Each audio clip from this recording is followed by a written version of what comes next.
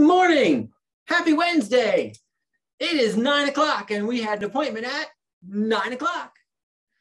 Little Celine Dion to get you going today because, that's the way it is. You gotta love yourself some Celine Dion in the morning. Don't you love the way she swallows her vowels so you can barely understand the word she's saying?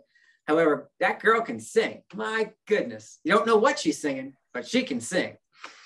All right, so let us get started. I'm excited to, and it is February 2nd, so it is Groundhog's Day. It's also my father's birthday. Happy birthday. And Steve Scott got up crazy early this morning to drive all the way to Punxsutawney, Pennsylvania to make sure that he was there for Phil as he emerged from the ground, and then rocketed back to make sure that he was back for our call. So live from Stamford, having been back and forth to Punxsutawney, Pennsylvania this morning with a report on what he saw, our very own roving reporter and weather boy, Steve Scott. Yes. So yes, I was up bright and early this morning, and I did go to New Haven, Connecticut to bring my daughter back to school. However, Punxsutawney Phil, I don't know if you guys paid attention, if you looked at this morning, but he saw his shadow. So that means another 6 weeks of winter. However, also, ... he's only been accurate 40% of the time over the last 20 years. So who knows? We shall see what happens. But that's the story right now. Be prepared for some rainy weather over Thursday and Friday, guys. There could be some ice by Friday late, but it's not going to amount to much of anything, but it is going to be a lot of rain. So that's the latest. Thank you very much. Imagine if you guys ran your businesses the way like weather people, including groundhogs, get away with being wrong most of the time and still having notoriety, fame, and a job. I don't think we could get away with that. I don't know about you. All righty. What do you think, Jose? Can we get away with that? I'm only as good as my last transaction, so no. Well, there you go. There you go. What do you have for us today? And happy birthday to your father, Rick. And thank you for the weather report. It's a beautiful day outside, actually. With that in mind, good morning, everybody. My name is Jose Vladimir from Guaranteed Rate Affinity. I'm very happy to be here with you today. The topic of discussion today, I'll try to be fast, but hopefully you'll find it interesting. It is waiving the home inspection contingency or buying a property as is. As you know, in real estate, there are two safety rails which protect home buyers: the appraisal contingency and the home inspection contingency. Last week, we talked about the appraisal contingency and how to deal with those problems. Today, I'd like to focus on the question of the home inspection contingency. Should it be waived? What happens when a property is sold as is? Should the property inspection be done for information purposes only? By waiving the home inspection, a buyer essentially is telling the seller that they're going to take full responsibility of the property the way it is. It means the seller is not guaranteeing, right, anything with the home. And the buyer is not expecting them to do anything. They're going to accept the property as is. But a real estate attorney may have something to say about that. How about when you purchase a home as is? Usually that happens when a seller is not interested, or they don't want to, or they cannot afford to do any repairs on their property before the closing. It means that there's no guarantees that systems in the property are working or not.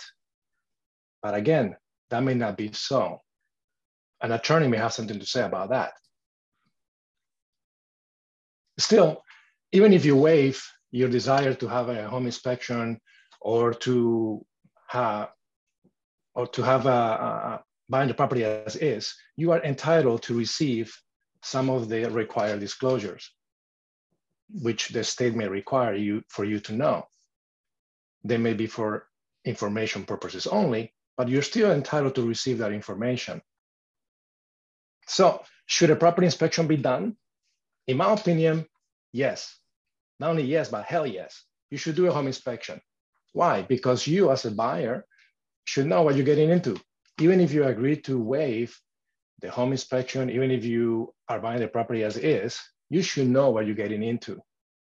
Finally, how about the mortgage company? From the mortgage side, is an as-is purchase really as is?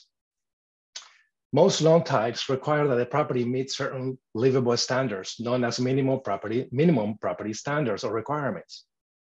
For example, government mortgages like FHA and VA, they do require that the property meet certain minimum health and safety standards and be structurally sound.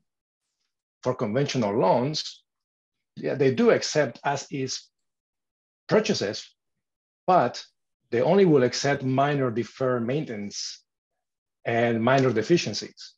If the property has significant problems, that's going to be an issue. So the point is this: as is isn't always as cut and dry. Major problems cannot be swept under the rug and pretend that they don't exist. Sellers are not free from responsibility just because they sell a property as is. And buyers are not obligated to buy the proverbial money pit just because they have agreed to do so. I hope you find this information useful. It is a pleasure to be with you this morning. Again, this is Jose Vladimir from Guaranteed Rate Affinity. If you have any questions about this or any other topics, please don't hesitate to reach out. Very good. Thank you so much, Jose. Just a quick follow-up. Remember that for those of you who practice in the state of Connecticut is an as-is state, which means the sellers have no legal responsibility to address anything prior to the closing. Nothing. Not health and safety, not radon, not all the things that many of us think or want them to have to deal with. Sellers have no legal obligation to address anything in the state of Connecticut. We are an as-is state. So for all intents and purposes, every sale begins from an as-is perspective.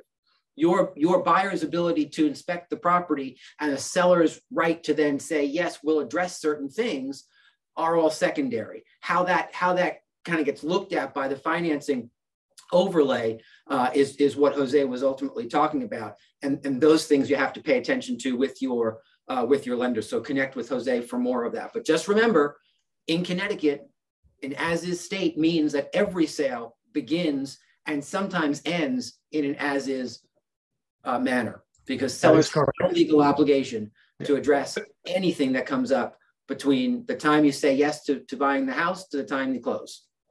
Thank you for clarifying that, Rick. And that is very true. But keep in mind that as is isn't always as is, because lenders have certain standards that the property has to meet. And there so you go. Keep that in mind. Well done. Thank you, sir. I appreciate that. All right, moving forward, we've got a couple of quick reminders for you about what's going on today. Lots of cool stuff immediately following our time together. Debbie, you joined Debbie in her Zoom room for business builders. And then today, in quick succession, we have a 12 noon profit share team. So do join your team leaders.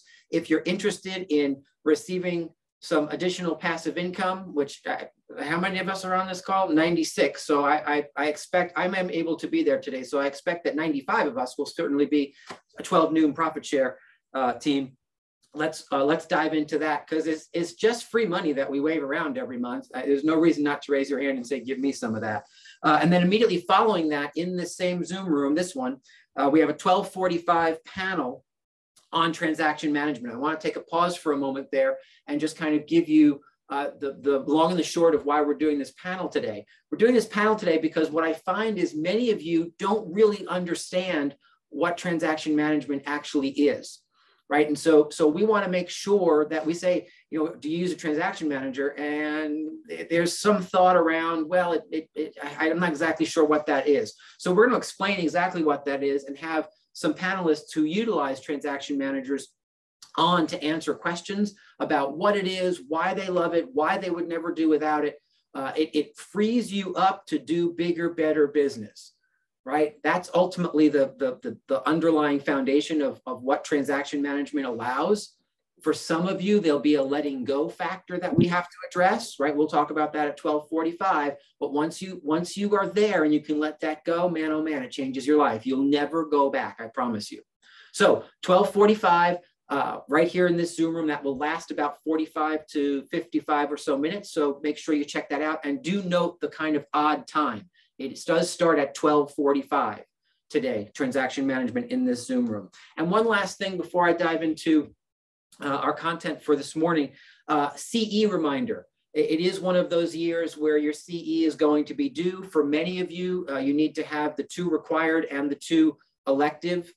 So for a total of 12 credits finished and completed by May 31st, which is your license renewal date. For any of you who hold broker's licenses, our date is 2 months earlier. You need to have all that done by March 31st.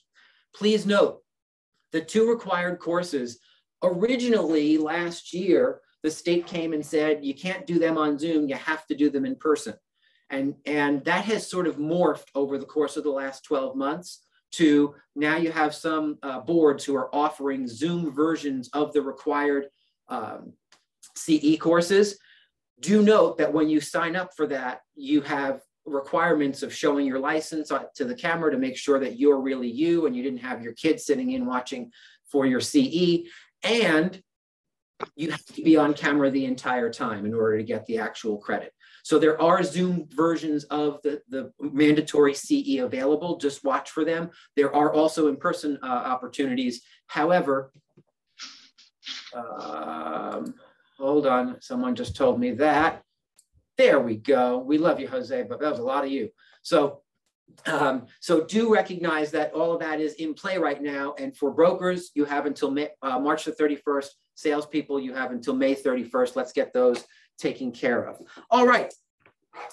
Let's dive right in our remaining minutes, our few remaining minutes, to today's main content. And that main content is this. As most of you know, there were some new rules for teams and team names that were put into place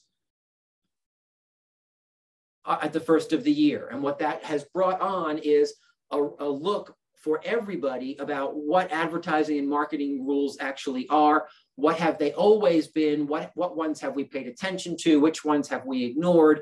Now with all this new rollout and this new focus, all of those rules ultimately are going to be more in focus by more people. And so lots of different questions. And so I wanted to provide you a couple of quick answers this morning, as well as the follow-up to what I announced last week was going to be our program to assist you in getting any kind of brand refresh done. So please note, if you're a team, your steps are to go ahead and rename your team based on the rules that I've sent out, we've talked about, we kind of beat that horse good and dead. Rename your team, file that application with the state, and then get the approval back from the state. Please note, the state will only approve team names under the new team name rules. They are not going to approve solo agent names. They are not going to approve artwork. They are not going to approve logos, right? So don't send all of that stuff to them, because all they're going to tell you is go talk to your broker. What I'm here to tell you this morning is please don't send all that stuff to me either, because I don't have any jurisdiction over whether or not your stuff is compliant or not, right? What I'm going to do is I am going to make sure that you have all the rules as written. I'm compiling that now so that you can read all those rules. If you have questions about those rules, I'm happy to answer your questions about the rules, but I'm not in a position to give a thumbs up or a thumbs down on your artwork, right? It's one of those kind of weird independent contractor broker gray areas where you have to make some decisions about how you're going to represent your company. I'm happy to assist, but please note that when I say, hey, that all looks decent to me from how I read these rules, if you have a question about the rules, I'm happy to give you my personal interpretation of them. But if somebody comes back and says, hey, you're breaking the rules, you can't do that, the answer can't be, well, Rick said it was okay, right? So I'm going to outline all the rules for you. I'll even hold a session so we can outline them together and kind of go through what things have to look like. You can ask those questions in that session. And then you're going to have to interpret how the rules ultimately affect you and your business and make some decisions about moving forward. Remember, DCP will only stamp a yes onto a team application. They're not interested in receiving 1,000 or 10,000 different emails about everybody's logos and artwork. Right? Some of you have already received response back from them saying, sorry, that's not us, go talk to Rick, right? I wish they wouldn't say it quite that way, so which is why I'm saying this to you this morning. In order to assist you, what we have done is we've put together, let me just bring that up for you. We've put together a quick program that allows you to leverage us to get some of this work done. If you're interested in doing a refresh or a rebrand, or you have no choice because of the new rules, on kw203services.com later today, a link will open. There's a coming soon button there now, but a link will open on our branding refresh assistance plan, right? And what you do is you go there and you click that and you fill out this Google form with your email and your name and your phone number. And then you check the stuff that you'd like to get done. Do you need a logo design? Do you need sign redesign? Do you need open house signs ordered? Do you need a website refresh, business cards, social media, marketing or advertising flyers? Like, what do you need done or redone? Tell us what that is and whether or not you're going to be actually doing the ordering. Do you need just the artwork stuff done on the back end and then presented to you, and then you'll call the sign company and you'll call the business card company? Or do you want us to place the orders for you as well? Submit that. All this fine print at the bottom basically says what I just told you, that we're not responsible. We're going to do everything we can to make this easy for you, but we're not responsible for the ultimate stamp of approval from the Department of Consumer Protection. That is ultimately on you to be compliant, right? That's what that says at the bottom. So you submit this to us, and what happens then is we take that information, ask and answer back and forth with you any additional questions like quantities and things like that. Some of you have 30 signs, some of you have 2 signs, right? What that's all going to look like, we'll price it out for you and tell you that it's going to cost this much money plus whatever the signs actually cost, right? And so then you can decide whether or not, based on that information, whether or not you want us to handle it for you or not. What I can tell you is that we're working with some preferred pricing vendors where the cost to get some of this work done, we're going to then cover 50% of that. So what will come back to you in terms of pricing to get it done is what the vendors want to charge us minus 50% of it, because we're going to pay for half of it to reduce your costs and then pass the rest on to you, right? So what is this not? This is not the market center saying, hey, just let us know, we'll just go buy you some signs. We're not doing that. You're still responsible for the cost of the materials that you are ordering. What we are going to assist with is either getting it done for you, which, by the way, comes at relatively no cost, because we're kind of utilizing our own staff in a way that leverages your time as a thank you for taking these steps and continuing to be in business with us here. So from a time perspective, that's all kind of covered. It's the labor for getting some of this stuff done that will quote you and cut it in half. So I hope that makes sense, and I hope that is helpful. For some of you who have already done it, I'm sorry if this is a little late. It took us a little longer to get this in place than we had expected. So if you've already taken care of this, that's awesome. If you haven't, I know some of you are kind of waiting around to say, you know what, I'm going to see what the market center is going to throw our way. I'm going to wait and see, make sure I use up all of my old stuff. These things do have to be acted on. So this program now available to you. You'll get an email by this time tomorrow announcing all the steps. And if there's any questions, just respond to that email. Do me a favor, don't ask me any questions before the email goes out, because I'm going to get really, really specific and detailed in that email. So wait for that to happen. Read that through. If you have questions, I'm happy to answer them. That's what I have for you this morning. Again, I do hope that is helpful. We're also going to turn that program, as it moves from a whole brand refresh thing after the first couple of months of the year, we're going to keep that program in place so that anyone at any time who's looking to do ordering or have some assistance with getting some of this stuff done has an internal place to go. So that the whole brand refresh assistance plan will turn into kind of a branding marketing assistance program long-term for new agents who come to the office to go to one spot, for any of you who want to order some stuff but don't feel like you have the time to call D-Sign and do the artwork stuff. So we'll keep that in place long-term and turn it into a more a service option for you. For right now, we're really focused on helping everybody who needs to have that whole brand refresh or shift from the new rules. So I hope that's helpful. I look forward to seeing you at 12 noon and at 12:45. Don't forget, Ignite is tonight at 4 o'clock again. We're going to start the buyer consultation. So if you need a refresh on the buyer consult, come on in at 4 o'clock. We work for 2 hours in this Zoom room. Have an awesome day today. And if nothing else, we'll see you tomorrow at 9 o'clock. See ya. Bye.